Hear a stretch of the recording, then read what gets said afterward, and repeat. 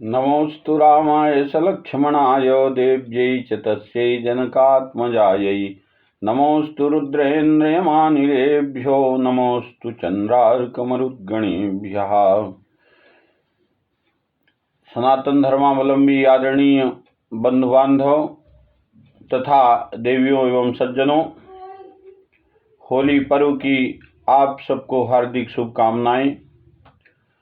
हमारे विश्वविद्यालय के पौरोहित्य विभागीय मेधावी छात्र आयुष्मान अमित पाराशर के अनुरोध पर विश्वव्यापी होली पर्व की अक्षुण्ण परंपरा विषय में मैं कुछ शब्द कहने के लिए उद्यत हुआ हूँ। सज्जनों, आज विक्रमांवत 2080 फाल्गुन शुक्ल पक्ष रविवार तदनुसार दिनांक 24 मार्च 2024 को भद्रा उपरांत रात्रि में होलिका दहन का शुभ मुहूर्त है। विश्व मानव के कल्याणाधायक ग्रंथ रत्न वेदादि शास्त्रों में होलिकोत्सव का प्रसंग प्राप्त होने के कारण इसे वैदिक कालीन ऐतिहासिक पर्व माना जाता है।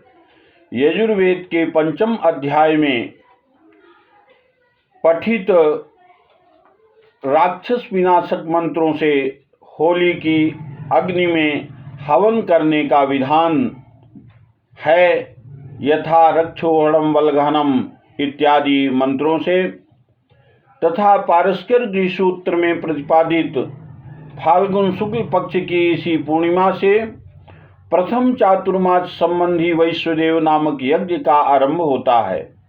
हमारे सनातन संस्कृति में सभी त्योहारों एवं पर्वों के मूल में यज्ञ यागादि करने का विधान किया गया है, क्योंकि यज्ञ यागादि के द्वारा ही मनुष्य मात्र का कल्याण संभव है। यज्ञाधारम जगत सर्वम यज्ञो विश्वस्य जीवनम यज्ञो ही परमो धर्मो यज्ञे सर्वम प्रतिष्ठितम। यज्ञ वेदा ही यज्ञार्थम अभिप्रवृत्ता इत्यादि। वैश्वदेव नामक यज्ञ में सनातन धर्मावलंबी जन नई फसल के अन्न जौ गेहूं चना इत्यादि की आहुति पंचदेवों को देने के पश्चात यज्ञ शेष प्रसाद के रूप में नवान्न को ग्रहण करते हैं। संस्कृत शब्दकोश के अनुसार भुने हुए अन्न को होलिका कहते हैं। वसंत ऋतु में विशेषतः फाल्गुनी पूर्णिमा से 3-4 दिन पहले से पूर्णिमा पर्यंत मनाए जाने वाले वसंतोत्सव पर्व को होली का त्योहार मनाया जाता है। सज्जनों, नारद पुराण के अनुसार होली पर्व परम भागवत हरिभक्त श्री प्रहलाद जी की विजय और राक्षस राज हिरण्यकशिप की बहन होलिका के संहार का स्मृति दिवस है। होलिका राक्षसी को अग्नि में न जलने का वरदान प्राप्त था। अग्नि में न जल सकने के वरदान से गर्विता होलिका राक्षसी अपने भाई तथा भक्त प्रहलाद के राक्षस राज हिरण्यकशिपु नामक पिता के कहने पर अपने भतीजे श्रीमान प्रहलाद जी को अपनी गोद में लेकर अग्निचिता में बैठ गई थी। उसे लगा कि ऐसा करने पर हरिभक्त प्रहलाद जल जाएगा और भगवान नारायण की भक्ति से लोगों का विश्वास सदा के लिए समाप्त हो जाएगा। किंतु होलिका राक्षसी का कुत्सित संकल्प उसी के लिए विनाशकारी सिद्ध हुआ। भक्त प्रहलाद जी द्वारा भगवान विष्णु के नाम स्मरण से अग्नि देवता उनके लिए शीतल एवं सुखस्पर्शी हो गए और उनकी बुआ होलिका जलकर भस्म हो गई।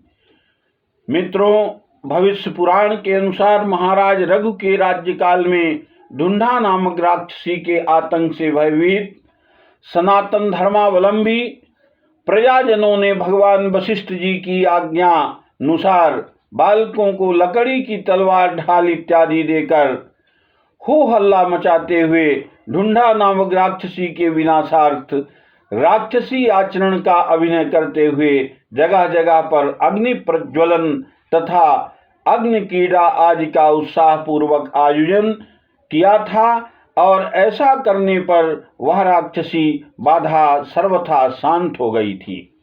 इस घटना का संस्कार आज भी होलिकोत्सव में बालकों का उपद्रव करना और हो हल्ला मचाना, कोलाहल करना इत्यादि आचरण इसी ऐतिहासिक घटना की देन समझना चाहिए। अवांतरवर्ती साहित्य में भी होली पर्व का वर्णन मिलता है, जैसे जैमिनी मीमांसा, वात्स्यायन महर्षि द्वारा प्रणीत कामसूत्र और महाराज हर्ष द्वारा विरचित रत्नावली नाटिका इत्यादि ग्रंथों में वर्णित है। होली पर्व की पवित्र परंपरा भारत में वैदिक काल से आज तक अक्षुण्ण चली आ रही है। जय हिंद, जय भारत।